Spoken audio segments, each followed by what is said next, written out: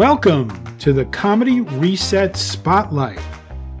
This is the place to be if you want to hear from some of the most innovative and exciting comedy creators from around the globe. On this podcast, you'll hear from a variety of guests who are pushing the boundaries of what comedy can be. If you're looking for fresh perspectives and new ideas, this is the podcast for you. Episode 3. From Rochester, New York, stand-up comedian Kevin Markman.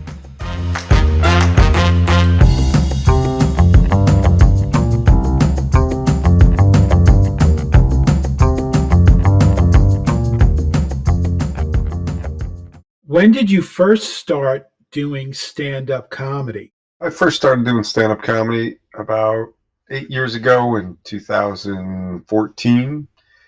I took a class because I was looking for people, community, and something to do. And I got hooked, started enjoying it, because once you do it the first time, it just, if you love it, you love it, and you keep doing it. And that's what I did. Because the feedback from the crowd, the laughter, and the community, it's a weird group of people. I love weird people. What made you want to become a stand-up comedian? I didn't know I wanted to be a stand-up comedian. I never thought about it growing up.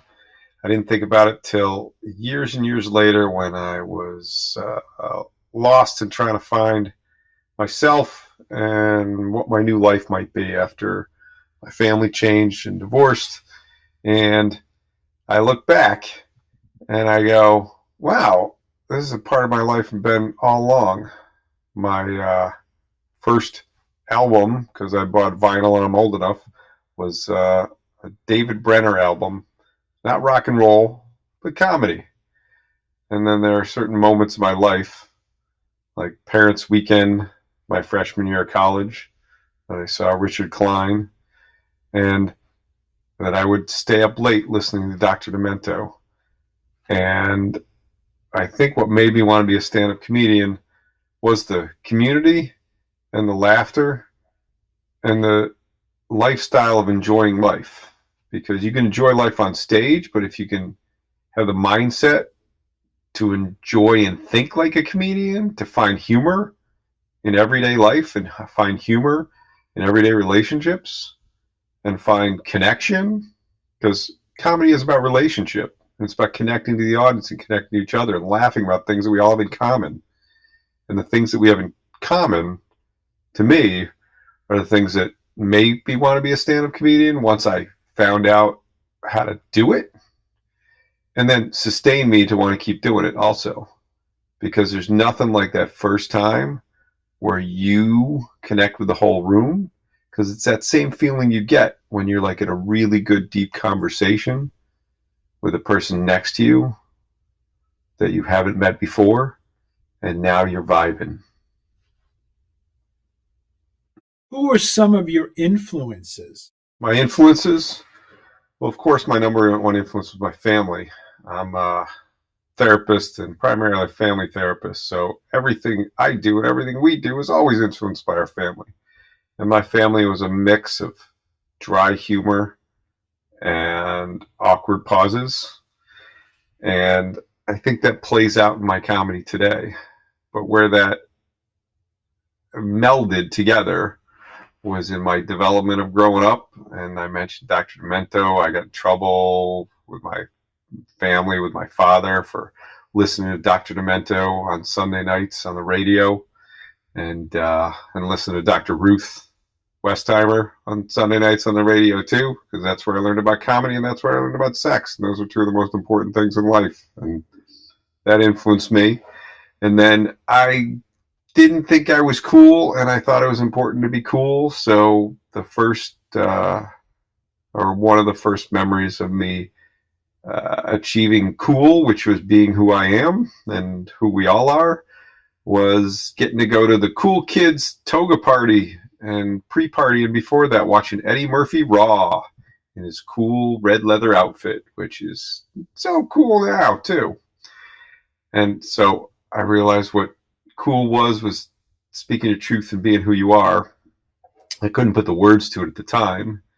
And then that quirkiness became other comedians who I loved and adored, like Demetri Martin, who was brilliant and smart and didn't have to be raunchy and raw, although I love raunchy and raw. And so it's sort of a mix of that and Sarah Silverman, who has the best, one of the best jokes there is about doctors. Go look it up somewhere. But you got to accept people and accept speech and accept your voice and who you are to be able to do that. And so now, once I entered the comedy world, my biggest influences were one of my mentors, who was so generous and wonderful, talent comedian, one of the Def Jam comedians, who puts me on and thinks I'm funny and acknowledges that I'm funnier when other people did not think I was funny. Because back when I ran into people from high school and stuff too, they're like, well, you do comedy? And some of them were like, yeah, I always thought you're funny. Some were like, what? You're not funny. And he, as well as audiences, went, you are funny. And I went, I always kind of thought I was, but not stand-up comedy funny. But now I'm stand-up comedy funny. And I love doing it. And so those people influenced me, as well as my kids too, because it was a nice thing to be able to connect with them and laugh with them and look at the situations that we are in together and find the humor in them, because a lot of them are difficult, but if you can find the humor in them, then life's a lot better for me and them. And so it sort of balances out. So my kids influence me now too.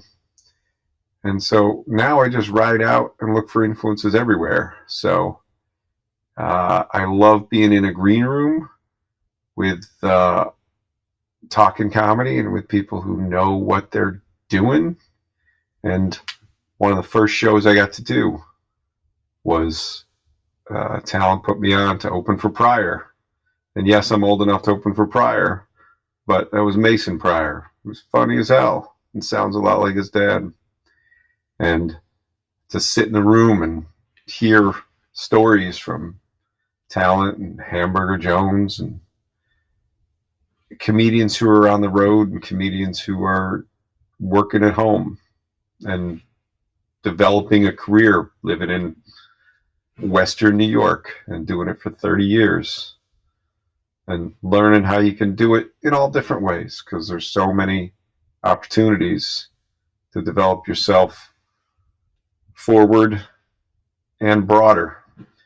And so I take everybody as an influence now in every relationship I have. What was your first time on stage like? My first time on stage was really supportive and low key, because I started off taking comedy classes, and it was like a 6 or 8 week class at a local writing center, Writers and Books. And Bob taught it, and Carol taught it before that. And I kept taking the class over and over again.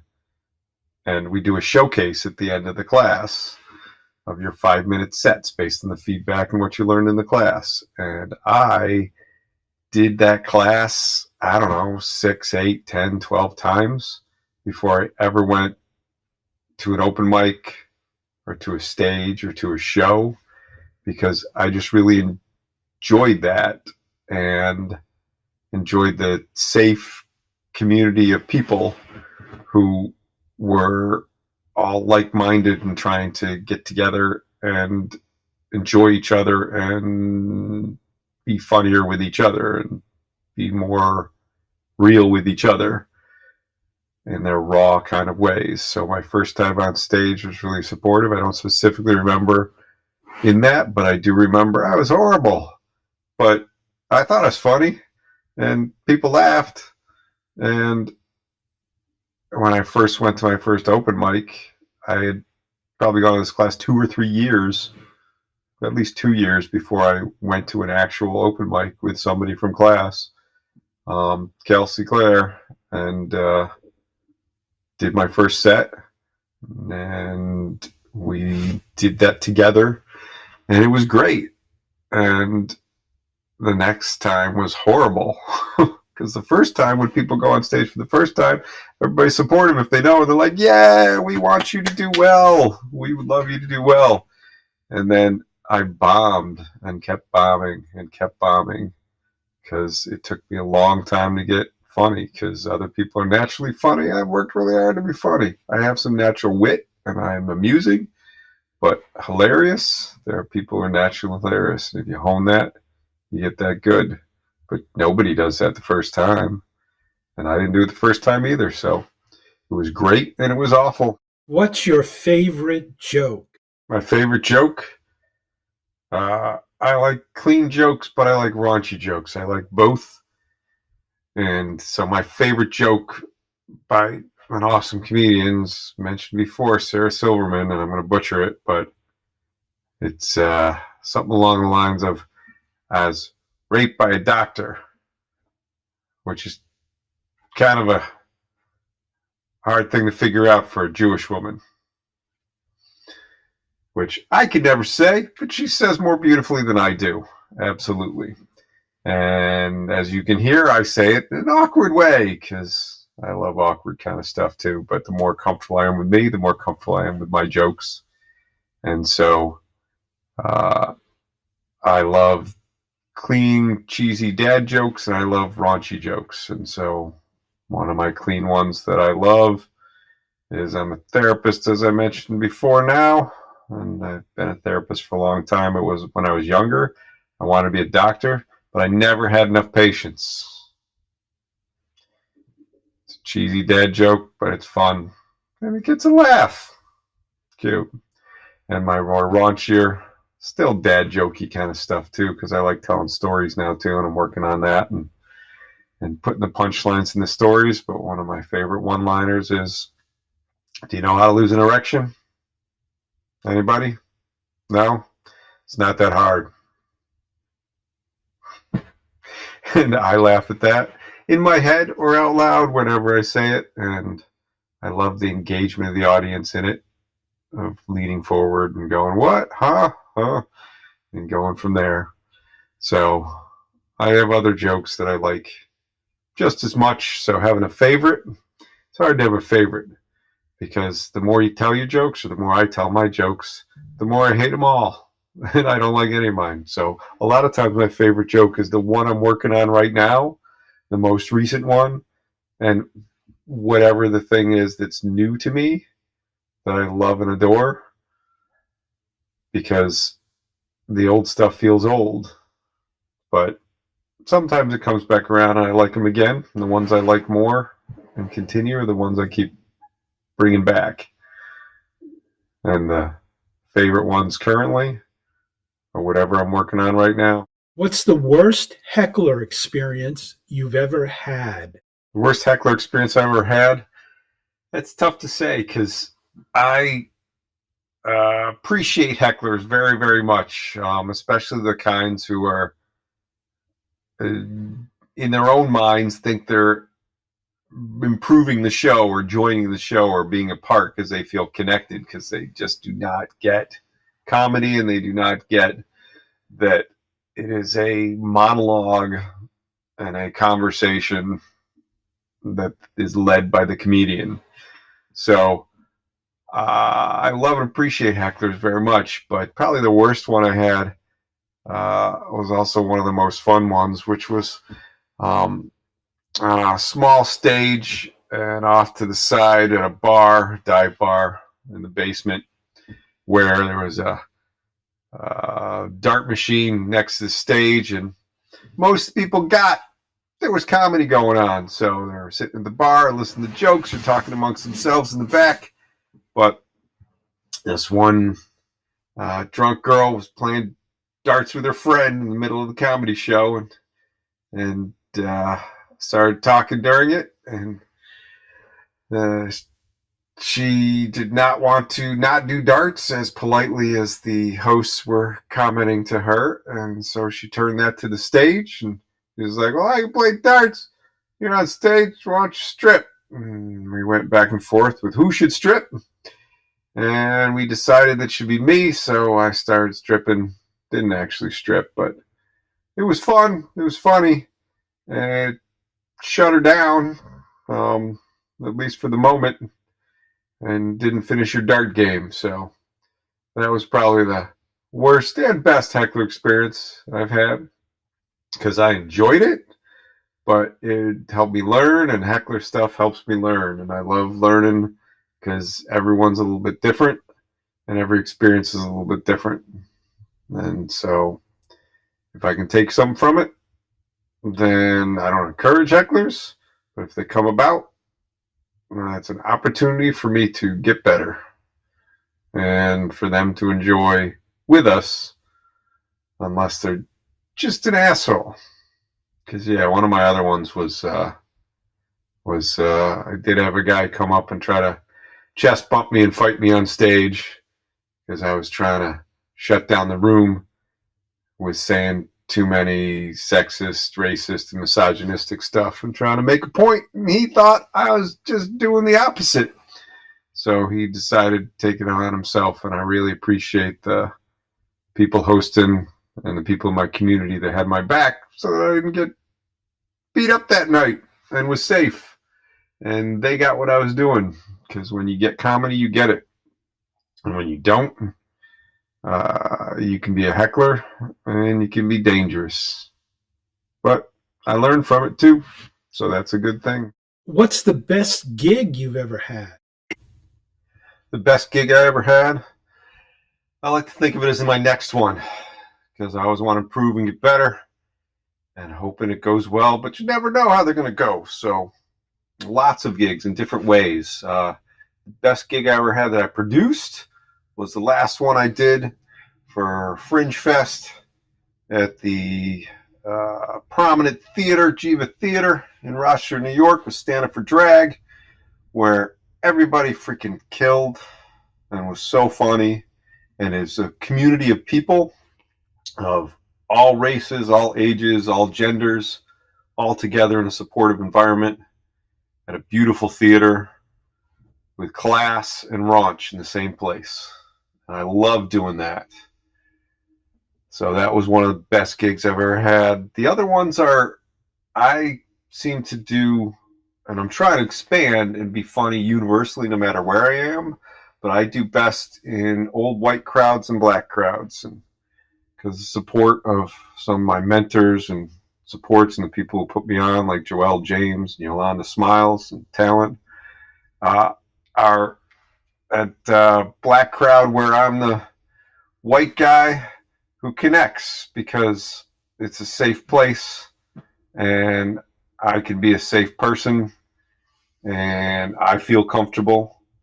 And whenever I feel comfortable, I'm more loose and I have a great time, and a great time together with the audience. And it acknowledges when it's a great time when somebody comes after and says, "Oh man, that was funny," or "I want to book you on this thing because that was great," or "We got to work together sometime because that was funny, man. That was really funny." And I love that. I love that so much. And so I've had a number of best gigs, but the ones where the audience comes together and connects that way, that's when they're the best gigs too. And I have that in the communities where it brings people together, because I think connecting through laughter is one of the best ways to combat all the injustices and the negativity and the disconnection we have. And whenever that has a connection, that is the best gigs. What's the worst gig you've ever had? The worst gig I ever had? Lots of times with that disconnection or that bombing or that lack of awareness that I had. But the one that comes to mind that's the worst gig I ever had was when I was taking that comedy class. My first comedy mentor, Carol, was moving back to California, and they did a big show to honor her and send her off, where people she had been part of the community with and mentored and she had supported to give back to her by performing at that. And anybody was allowed to go on to be able to do that. I did that as one of her newer mentors. and I did this horribly inappropriate joke that's not funny at all about a donkey punch that was awful. And looking back, I was like, I had no self-awareness whatsoever, and I was not taking the feedback, and I did not know how to tell a story or read a crowd or find a punchline, and it bombed. But not only bombed, it bombed cringy bombed. Like, ooh, this is something I wish I did not have to experience, and I wish I could have that time back, because it took away from my life and my soul. It did not add to my life whatsoever. But learning from it, I did that, and I set a goal at one point during my development to be able to get comfortable with bombing enough to went on stage and tried to see if I could bomb for 5 minutes straight and be comfortable with it. And I got there. And after that is when I started to get good, because then I could read the audience and tell what was good, what was bad, where I needed to work out, and how I was influencing that more. I'm still learning that, and will always be learning that. But I think I created a baseline of, at least it's not like, oh my gosh, this is awful, which is what that gig was. It was a great gig for her and for sending her off, but I did not add to it. I took away from that. And that's a sad thing, but a learning experience. And part of what you get when you support and mentor anybody to be able to get better. And I really appreciate that I had the opportunities to get better, even doing that horrible gig. How do you deal with stage fright? My stage fright is more nerves. The bigger the show, the more nerves I get. The less I have been in front of a particular audience, the more nerves and stage fright, if you call it that, I get. And so how I deal with it, I take support from people around me. I try to read the crowd. I walk the room when I go in to see if I can gauge and predict kind of what kind of crowd it is and what they'll be looking for. Are they looking for cheesy jokes? Are they looking for raw and raunchy? Are they looking for family friendly? Are they looking for stories? Are they looking for one-liners? What are they looking for? And I start to try to read the crowd of doing that, so that I get more comfortable, so I see who's there. And once I see that, I get more comfortable. I run through my set. Leave a little bit of leeway for being able to connect up front. And I dance, because I love when there's music to intro onto, because I know my horribly but confident dancing skills will carry me through to be able to feel comfortable once I start speaking on stage. I've got a lot of experience on stage, public speaking, administrating, teaching classes, stuff like that. But it's totally different doing comedy, because it's the vulnerability and it's the desire for enjoyment and laughter that you can only get by yourself on stage doing comedy. And remembering that I've done this before, and sometimes it goes well, sometimes it does not. But if I can get to amusement and connect with one person, focus on one person who is enjoying, and then build from them, kind of go around the room to build them up, then I get more comfortable. As long as I remember those things and act on them, then the nerves go away, the comfort sits in, and you get into a groove. And when you're in a groove, that's when the room comes with you. Taking control of the room, by taking control of myself, versus testing things. And when you're in a groove, there isn't any stage fright. What was the most unexpected response you've ever gotten to one of your jokes? I never know what to expect as responses to my jokes, because earlier on, I always expected people to not laugh or to cringe or to look away.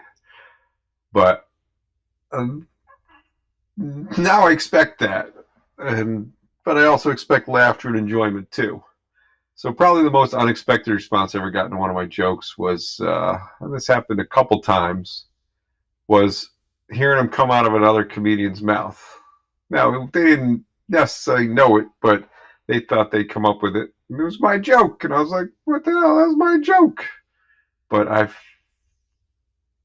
because of the relationships I've had with the people and I knew who they were, I could have those conversations with them and be able to go, you've heard that before, right? And they're like, what do you mean? Out of my mouth.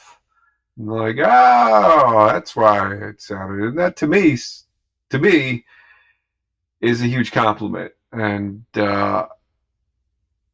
getting that weirdly big of a compliment that they think something you've said has been funny enough to claim it as their own and believe it as their own is probably the most unexpected response I've gotten to one of my jokes. But it also tells me I need to work harder, because if they've come up with it too in their own way, hearing it from my voice but not remembering it, or coming up with it on their own, then it's too common. I need to go deeper. I need to go broader and be able to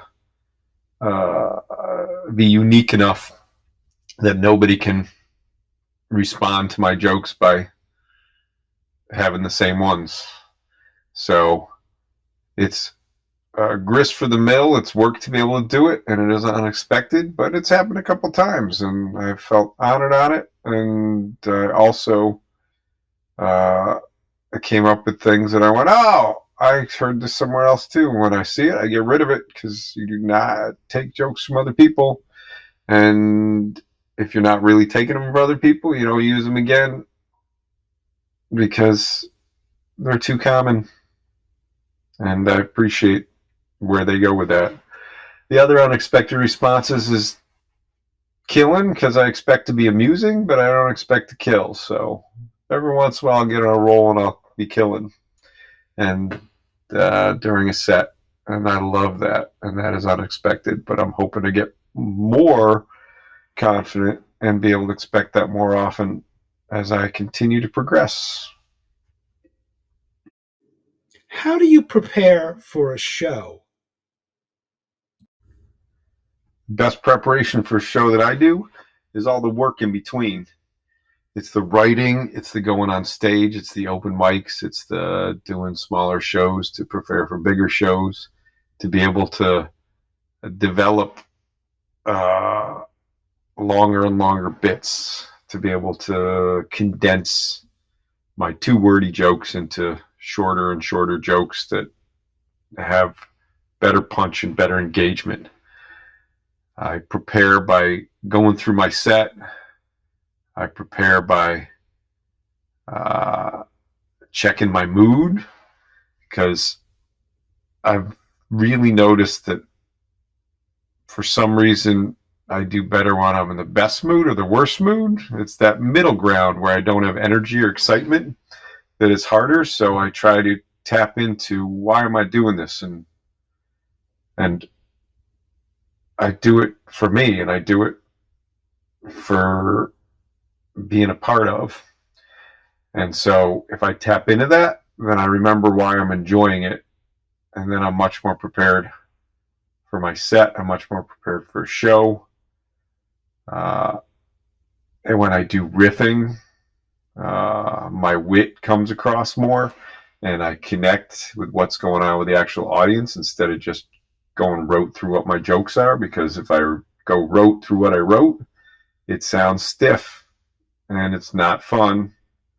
And so that's trying to manage my mood and manage my time and be as prepared as possible by doing all the work ahead of time to get comfortable enough so that right before I go on stage, I breathe and I gotta go, let me have a good time. And if I'm having a good time, they're having a good time. So if I'm ready to have a good time, I'm prepared. And that's when I do best. And the audience has the best time and I get the best feedback. And that's when it feels great. What's the best advice you've ever been given about stand-up comedy? Best advice I've ever been given about comedy is probably feedback I got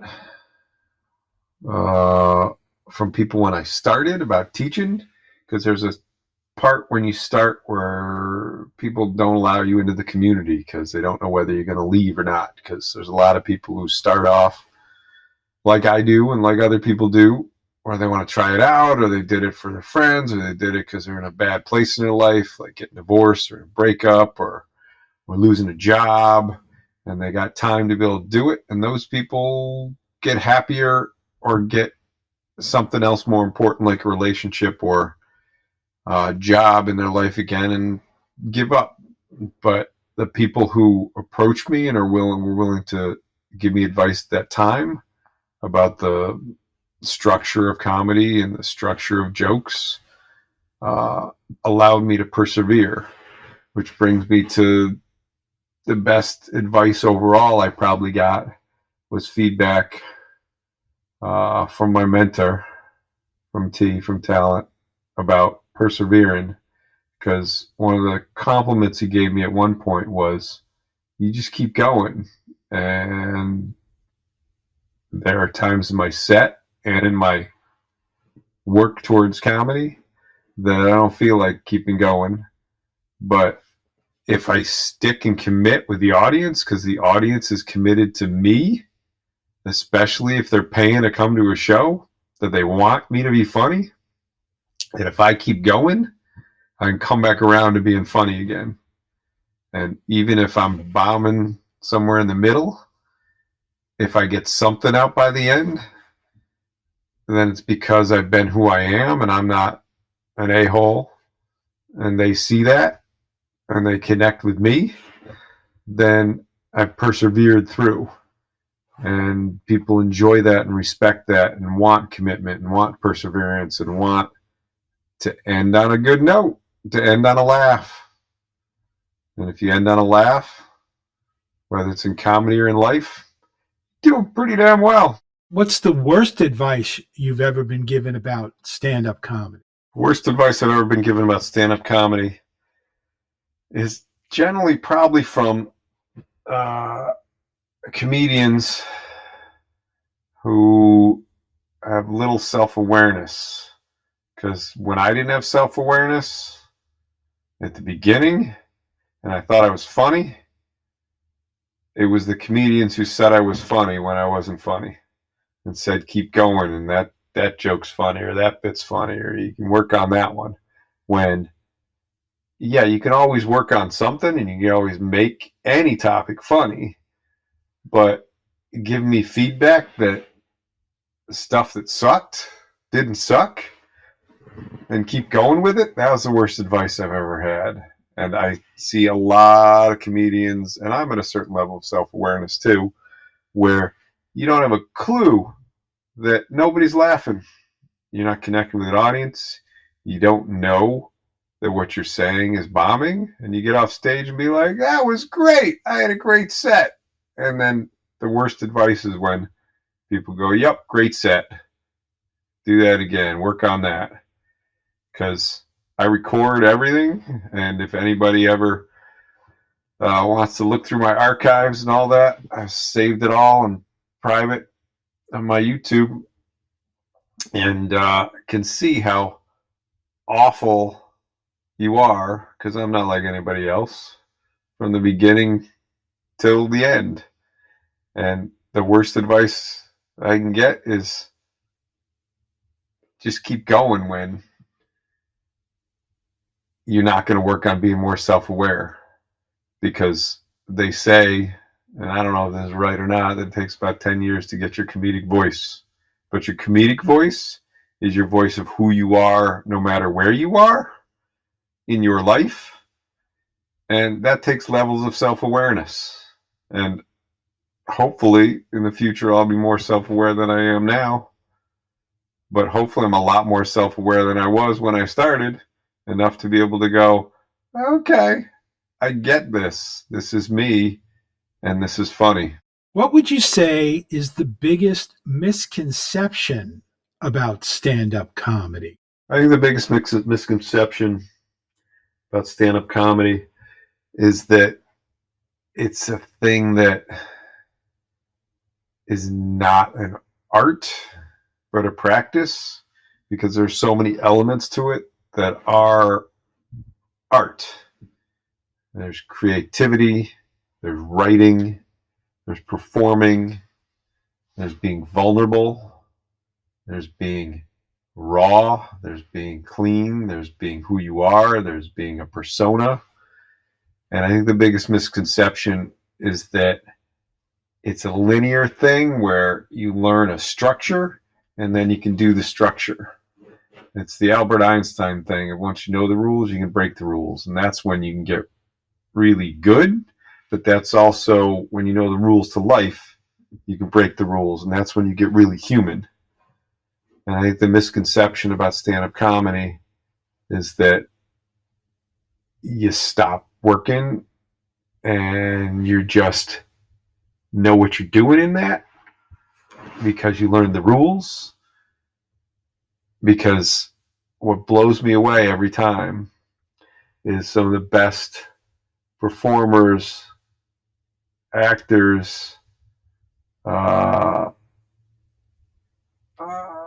people who we honor within the entertainment business all did some stand-up comedy, because I think it humbles people, and you have to own who you are.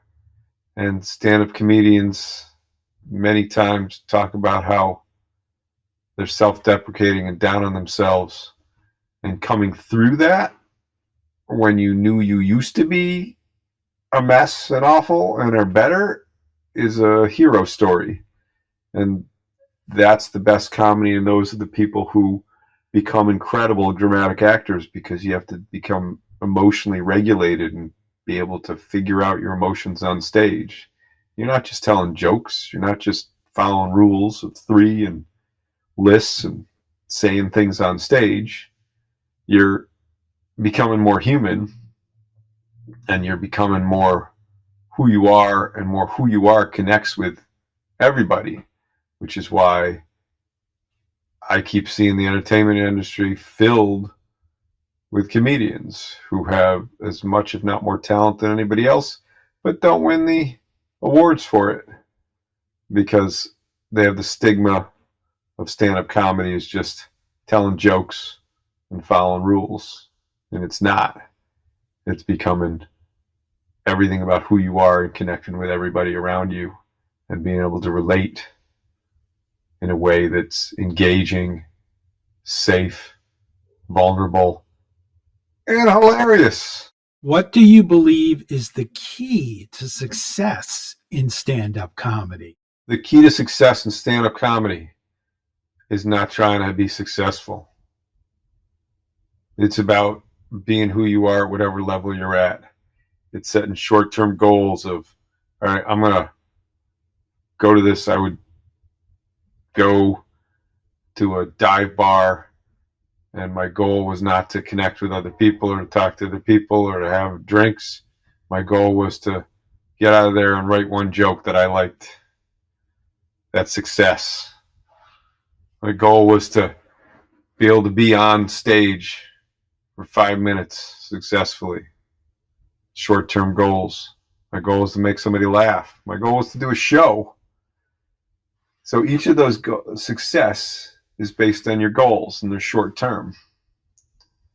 And if you keep realistic in your short-term goals, I didn't know I was ever going to produce a show that was successful in a theater.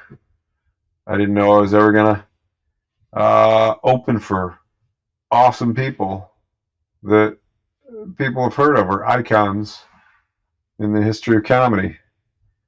But if I set those things as goals, maybe I'd reach them. There's an intention that's very helpful to set of, I want to be funny. I want to be whatever you see as successful is.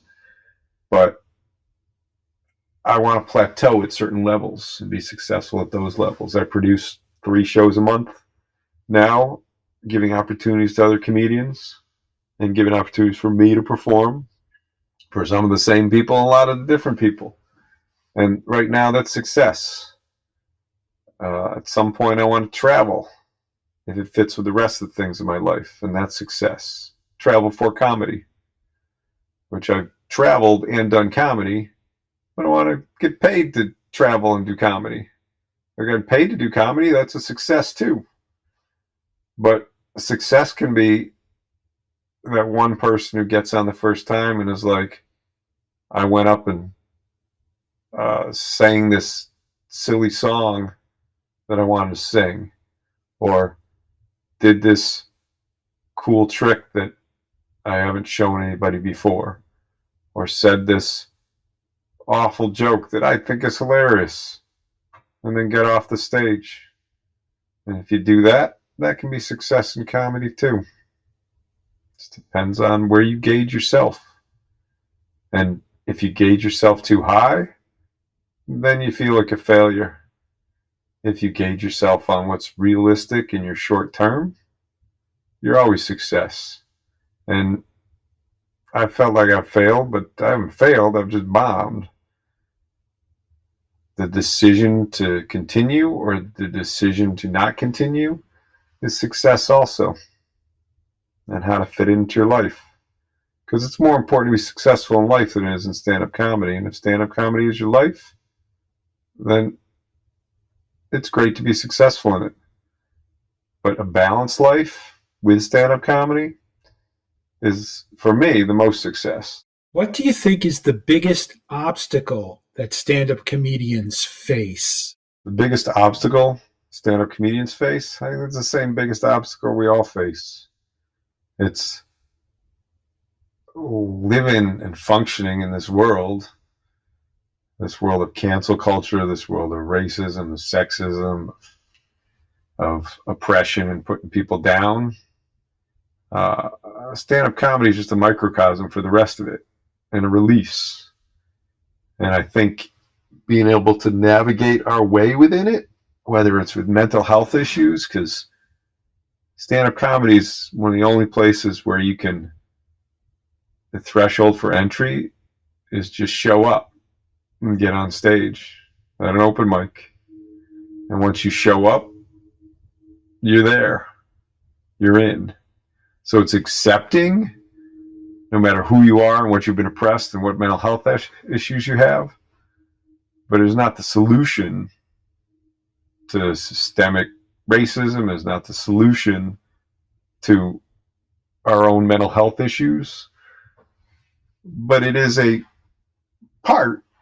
And the biggest obstacle is putting too much emphasis and too much power in comedians.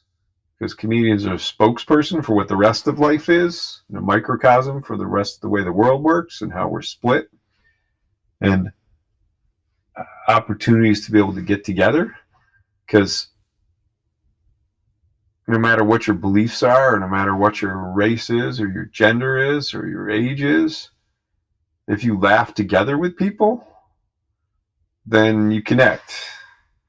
And the world's a better place, and you're a better person. And they're a better person who you're connecting with and laughing with. So I think the biggest obstacle is being able to navigate yourself, your issues, and finding opportunities to be able to express yourself, which stand-up comedy is a great opportunity to express yourself, but is not the therapy or the solution to yourself or the world. And having its place in the world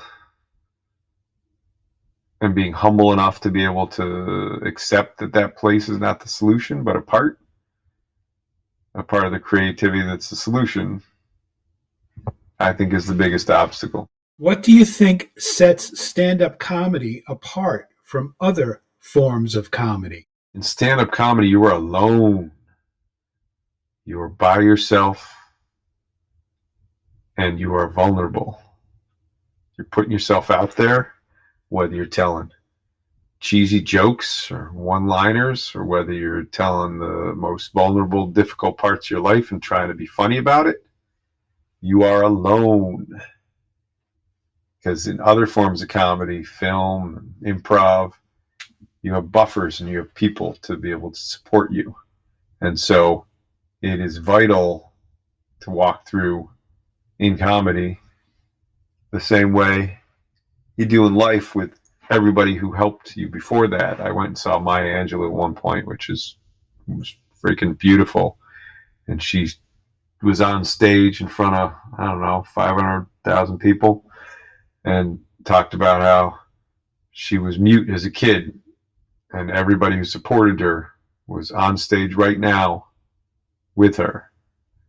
And that's how you combat being alone.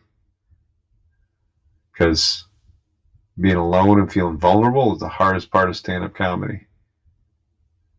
Balancing the different parts of your life, your family, your relationship, yourself, and being able to navigate through that to be funny, to be human, is where I think the humor comes from. Because humor comes from being human. It's the first part of both words, humor, human. Yep. And I think what sets it apart is being rawly you and humanly you. What are the benefits of stand-up comedy? Stand-up comedy has so many benefits. I'd say at the top of the list for me is community. It's being able to connect with weird people who do comedy, and the weirdness in all of us that appreciates comedy, together in a room, traveling through locally, traveling nationally, internationally. When you meet somebody else who does comedy or loves comedy, you're like, yes, there's a thing we get and we're together on. It's like a family of embracing each other. And I think that's the biggest benefit. The other benefits are we cope. As therapists, we all need to cope, because comedy is not therapy. Comedy is coping, and can be part of how you cope and do your therapy, but it is not your therapy. Therapy is therapy, and that's the benefit of therapy, is healing yourself. But I do think stand-up can help heal and manage our mental health, can manage our oppression, can manage our bad day at work or a fight with our significant other. I think those are all benefits of comedy. And on a less deep level, the benefits of comedy is we have a good time. We have fun. We let the things out of us that are sticking with us, and we hear other people say things that we're like, yes, that's how I feel too. Yes, I think that's funny too. And that's what we all need, and that's what I need. And so I'm going to keep doing this as long as I'm benefiting and I can benefit other people. What's your process for writing jokes?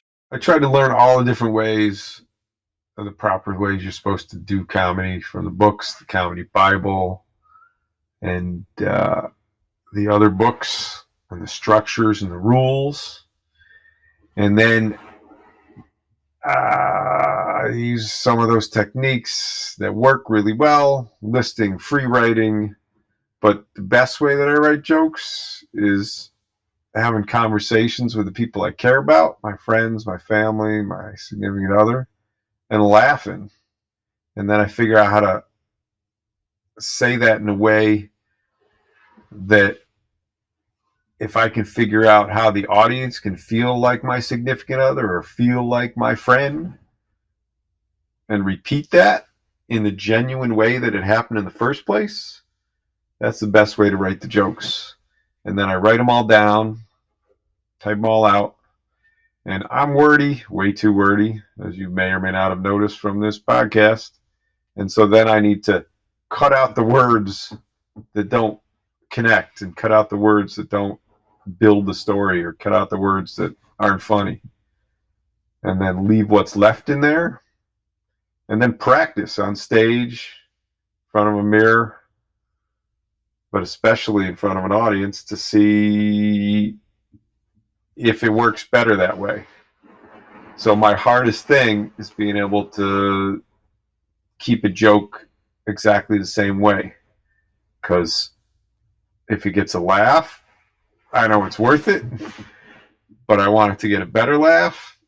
And so I always keep reworking stuff, reworking a joke, reworking a 5-minute bit, reworking 5 into 5, 10, and 15s, so that I can fit them all in together to be able to keep writing. So I have very few jokes that are done. I want them to be done so that I can be like, no matter where I am universally in whatever crowd, this is funny. But all crowds are different, all people are different, so I have little tweaks for them too. And I don't know if I need the tweaks or if I just haven't figured out how that joke can be as funny as it can be. But going back to old jokes, going back to old conversations, writing scenarios whenever I see something I record on my phone, or I jot down a thing where I go, this is a thing I want to talk more about, or this thing was funny. And then I write that down, I try it on stage, try it at least 3 times, see if it's working well. And if it's not, then move on to something different. And if it is, keep working on it to make it better. And I think I'm getting better. I hope I'm getting better. And if audiences still enjoy me and I still enjoy doing this, then I'm going to keep writing. What's the most important thing for a stand-up comedian to remember? Most important thing for a stand-up comedian to remember is enjoy yourself. Have a good time. Have fun. Because it's a lot of work. And it's a lot of work to get on stage. It's a lot of work to get booked on stage. It's a lot of work to produce something that people will enjoy that's on stage. And if it's not fun, it's not worth it. So continue to have a good time and continue to enjoy yourself. Because if you're doing it for other people, or if you're doing it to not enjoy yourself, if you're doing it for money, if you're doing it for status, if you're doing it for privilege, then you're killing yourself. You're working against who you are. Because we deserve to get things we want and enjoy what we want. So the better you have a good time, I think the funnier you are, the better stage persona you are. You might not have better jokes, but your jokes might suck, but people are going to enjoy you because you're having a good time. And if you're having a good time, then the audience is having a good time. People will feel better and connect and be like, at least I got a moment of peace or a moment of enjoyment with that, or that was awful, but I enjoyed how awful that was. And it's important to remember that we need enjoyment, and to keep enjoying ourselves. What do you think are the best techniques for dealing with hecklers? I think there's 2 types of hecklers. So the best techniques depends on which type of heckler you get. The a-holes, the best technique is to ignore or shut them down or tell them to shut the F up. And if you can do it in a funny way, then that's great. Because sometimes you can do it by calling them out, and sometimes calling them out spurs them on for that type. So if their goal is to disrupt, then your goal is to shut them down and inform them that they are heckling and that the rest of the audience would not like them to do that. And they are not going to be looked on fondly if they continue. And if not, then they need to leave. And they can enjoy themselves somewhere else. But the other type is the hecklers who want to be part of the show, think they're enhancing the show, are having a good time, and having a good time with you and think that it's about them too, because some of it is about them, but it is not primarily about them because you're the one on stage. And the best techniques for dealing with those hecklers are lean in, acknowledge them, validate them. It's nice of you to do. Thank you for being here. Thank you for coming and enjoy this show. Let's come along and enjoy the show by watching me, because I'm the one talking on stage and not you. And so if you could not talk, that would be great. And leaning into that brings them back into the fold and brings them back into the crowd and brings them back into the background if they get it. Because if they get that they're having a good time and they want to have a good time and they think they're doing better with it, then sometimes it's helpful to be able to go, thank you for trying to participate and being here too. You're making the show better. The show was better, and now here's the line. And we stop. And now the show comes back to me. Maybe we'll check in with you again later. But not if you're crossing that line. Because the people who want to participate and think they're making the show better want to keep doing it. So they need to know the line. They need to know, that's enough. Now it's my turn. We're done. And if you set your boundaries, they many times go in the fold. And if you can't do it, then you ask the people at the show, the other comedians, the security, the owners, to be able to have a little chat with them, pull them aside and be like, thanks for being here. We really want you to have a good time too. You've said enough. And if you can't handle yourself, then you can choose to leave or not. And sometimes they choose to leave. Sometimes they I can handle myself. Sometimes they're too drunk. Sometimes they're just having too good a time. Sometimes they just don't get it. But when they do, the show becomes that much better because the audience feels relief. They feel relief and you feel relief that they stopped and joined you again. And that makes for a better show. What do you think are the biggest mistakes that stand-up comedians make? Stand-up comedians make mistakes all the time. Humor comes from mistakes. Jokes come from mistakes. Jokes come from real-life scenarios. But the biggest mistakes, I think, are a lack of self-awareness. It's thinking you're funnier than you are and not working to be funny. Because if you can make the work fun too, because it can't always be fun, but writing, remembering at least what the punchlines are, at least what the word is that was funny, to be able to go back to it, that's what makes it that much better. And so the mistakes stand-up comedians make are forgetting where the funny is, rambling on, and not being aware enough of themselves and how they're coming across to be able to self-correct. Because hecklers come out when they need to be self-correcting. The other people who are not self-aware, they tell you how great you are, and they come out and tell you how great you are when you're not doing that well. So recording your sets, getting feedback from people you trust who you also are self-aware, and becoming more self-aware. And if you can't become self-aware, then use your friends, use your family, and go to therapy to become more self-aware. Because that's how you become a better person and a better stand-up comedian. And if you're not looking to become better because you think you're that good, that is a huge mistake. Because you are as good as you are that day or that night or that show. Overall, you might be great, but that night, you might suck. But if you think you're great every night, you're going to suck every night. What is the best way to learn stand-up comedy? There is no best way to learn stand-up comedy. There are best ways to learn the techniques of stand-up comedy, and I think there's debate as to whether people can learn to be funny or they're naturally funny, and I think both.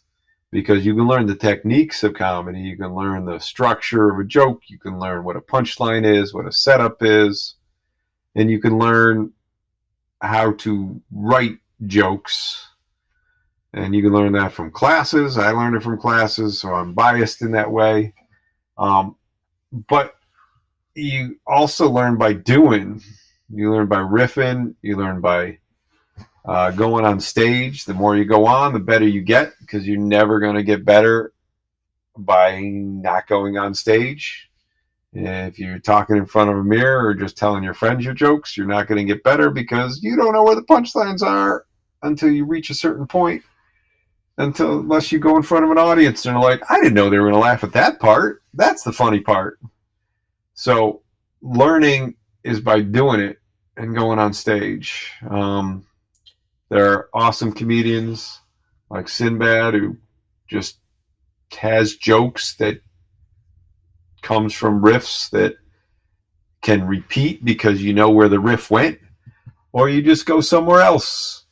And depending on your personality and who you are, depends on what the best way for you to learn stand-up comedy is. Because if you are naturally funny, which I am naturally witty and amusing, but not naturally funny, then I think you can progress that much faster by learning the structure of stand-up, by learning how to write a 5-minute set, how to write a joke, what a punchline is. Because if you're naturally funny, but you don't learn the structure, then you cannot become consistent. You can be funny, but you can't be consistently funny, because you never know what's going to happen that night. But if you learn both how to be funny by the structure, and take your natural talents of who you are and learn more about who you are and become more self-aware of who you are and what your humor is and what your sense of humor is and what people connect with on what you say is about, then you can balance both the structure and your natural humor together to progress that much better and efficiently, but maybe not faster, but efficiently in that you enjoy yourself more and you become more confident on stage.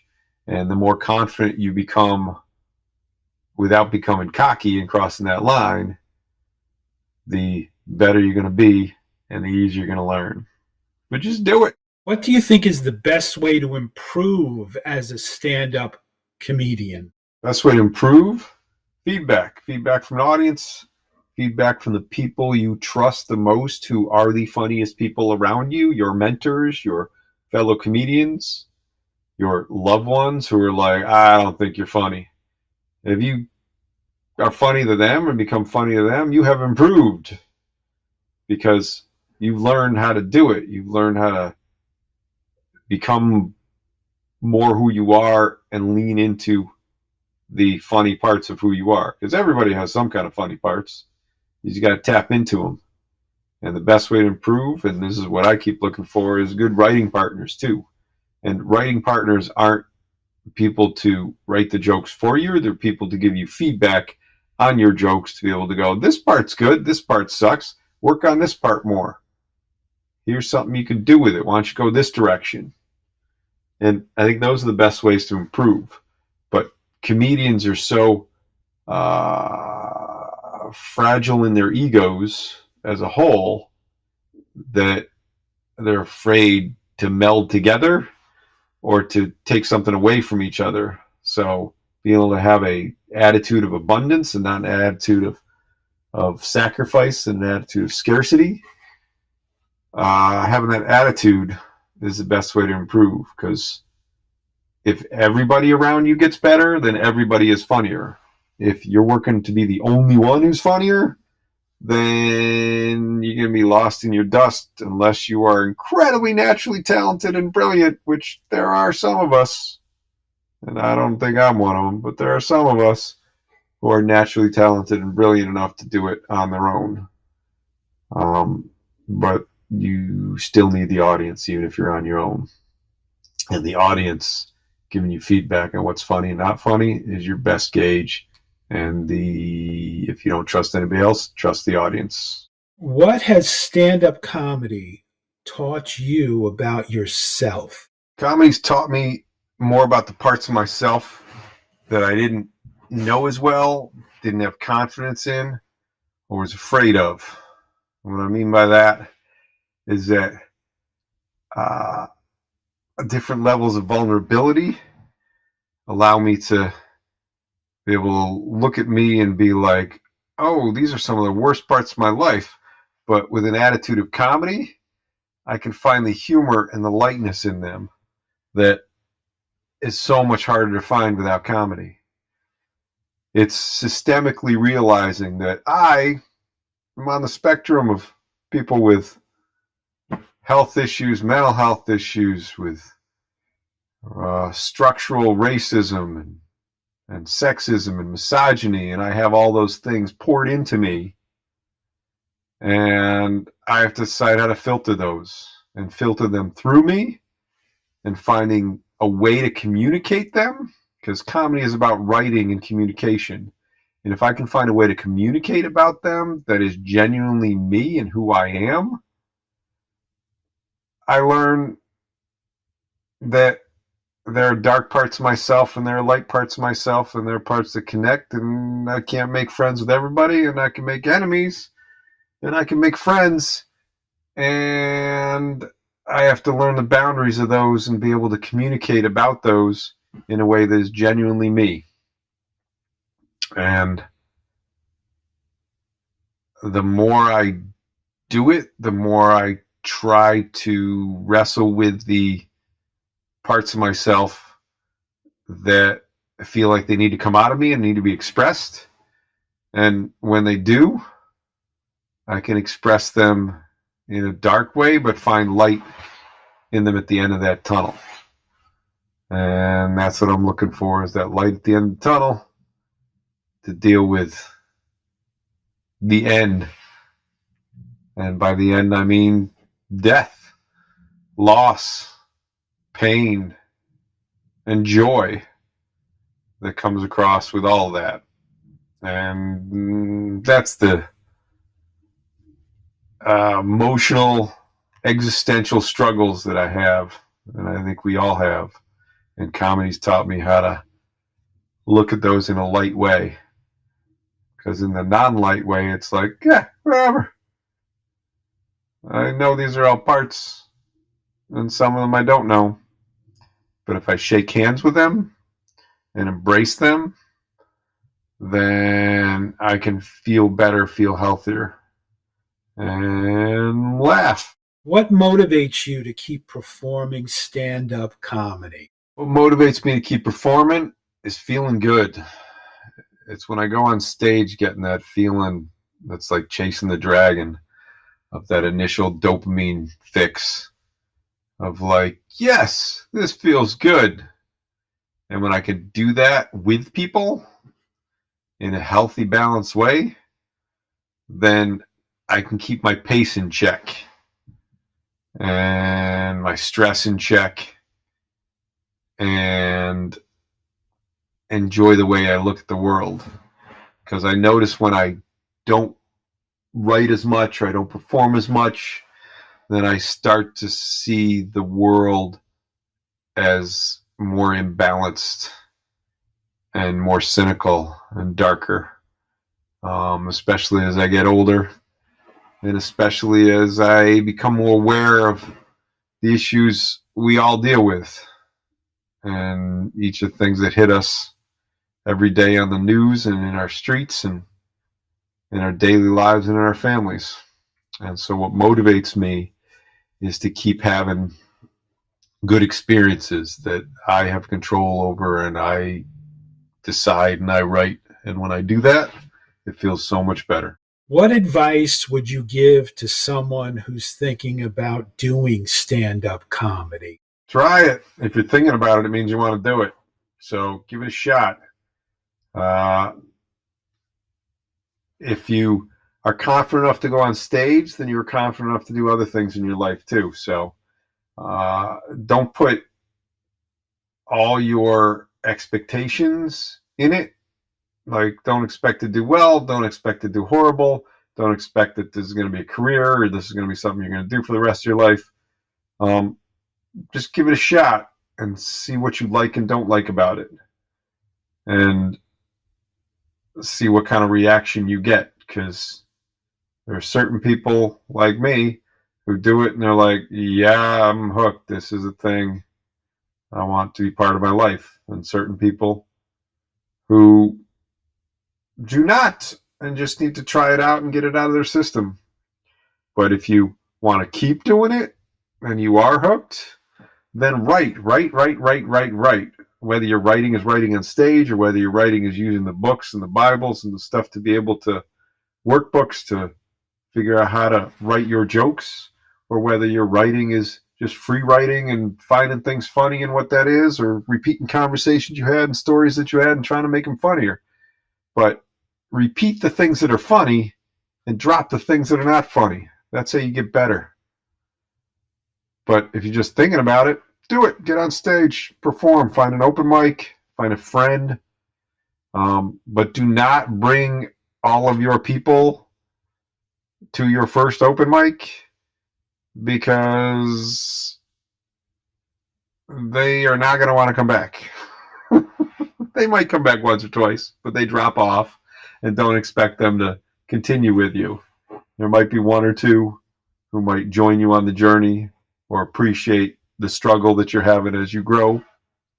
But most of them have other things to do in their lives other than watch your journey. And you can't blame them for that. But if this is your journey, then take the steps and do the work. And that's how you do stand-up comedy. Is there anything you'd like to add that we did not cover? Connect, network, but genuinely. Don't be pushy like, hey, when can I do this? When can I do this? When can I do this? Just develop relationships with people. Connect with them through personal, through in-person, through social media, and hit them up and ask people for what you want, but not in a pushy way. Don't demand. Just request and get better. Because as you get better, people will do other things for you. But when you have opportunities to create for other people, do those for other people too. Because even if you get nothing back from it, then you can feel good about it. And we feel good when we laugh, and we feel good when we relate, and we feel good when we connect. And that's all stand-up comedy is. It's connecting, laughing, and feeling good. So I hope this podcast made you feel good too. Take care. I've been your host, Rob Chaffee. Don't forget to laugh today. It's good for you. Comedy Reset Spotlight is a podcast that brings you today's freshest and funniest comedy creators. If you like what you heard, please subscribe to hear more.